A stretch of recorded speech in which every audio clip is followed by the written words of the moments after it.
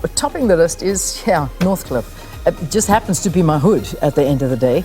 It's been sitting at the top of the trends from yesterday morning. We were all watching it go up and it's not moving. And this has all got to do with a massive power outage in the area, which is not only the power, but the water is also now not available because obviously there's the massive water tower at the top of the hill. And apparently, when you don't have the power, you can't pump it, particularly to the higher grounds. So those that are living on top, they have absolutely no water, and they haven't.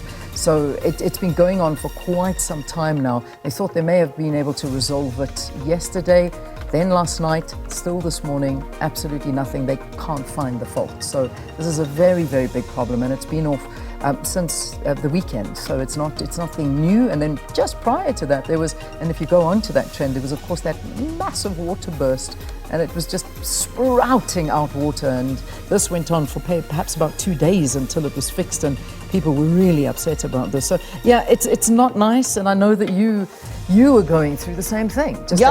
We started it last week. We started the trend, and it was on that very cold day. It was absolutely miserable. But I tell you what, so if you look at what we're told that there hasn't been load shedding for 21 days. However, how many areas have been without electricity for days in those 21 days? Yeah, for days on end. Which is very interesting. Yeah. But, yeah. I mean, there's been, I've been listening to Blagari, Auckland Park. I'm just focusing in Johannesburg. It's many areas. It's many. Over. You can't even begin to count name them. It. Many so areas. Yeah, I mean, we can't celebrate no load shedding when I think this is more.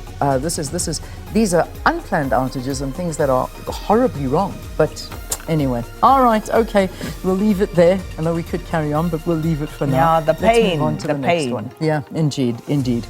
All right, moving on to the next one. Ethnic cleansing, and this, of course, all about what's happening in Gaza at the moment and has been happening for the past 6 months. And again, the whole issue of ethnic cleansing has now been brought to the fore, given the sort of conditions that are playing out. And, it goes to so many of the issues that South Africa also raised at the ICJ, and many more people coming to the fore and citing examples of what they believe to be staving that claim of ethnic cleansing in that region. Yeah, and lots of, if you click on that trend, you just see lots and lots of stories that come through, and one in particular, unarmed Palestinians trying to return to northern Gaza, is shot at, injured and murdered by the army, Israeli army. And they say it's never been about defense, it's always been about ethnic cleansing, it's always been a land grab. Where is the Hague?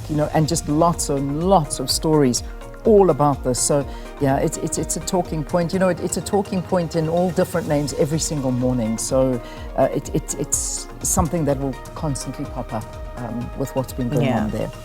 Well, Moses Tembe is trending, and this, of course, the story that we've been talking about yesterday. I think later on in this week we will be looking at that book by Melinda Ferguson. Yeah, just waiting to get our hands on that one, so we can read it, because it's been sort of already it's quite controversial in some of the things it's been saying. We also saw the statement. We saw Lynn Forbes and Tony Forbes putting out a statement saying that they had nothing to do with this book. They do not endorse anything that is written in that book, and they've distanced themselves completely from it. Did we hear from the Tembes at all? But they did indicate that they were approached absolutely by Melinda Ferguson, while writing this book.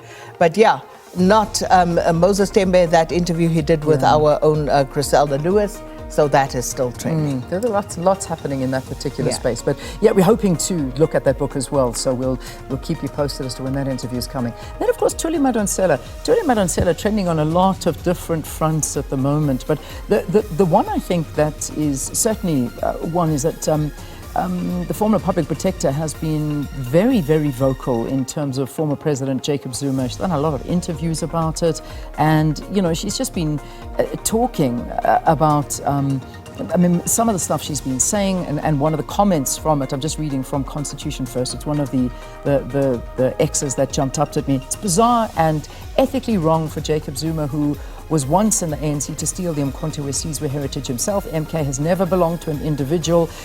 These are sort of words that Tlali Tlali was saying in an interview. It's shocking that the Electoral Court has told us that Zuma's sentence, which came from a court, could be overwritten by executive. It's unconstitutional. So yeah, these are a couple of the things that we're saying, and it's a big talking point. Of course it is. So yeah, just very much so. The former public protector and her stance and views on Jacob Zuma, our former president, and the MK party as well.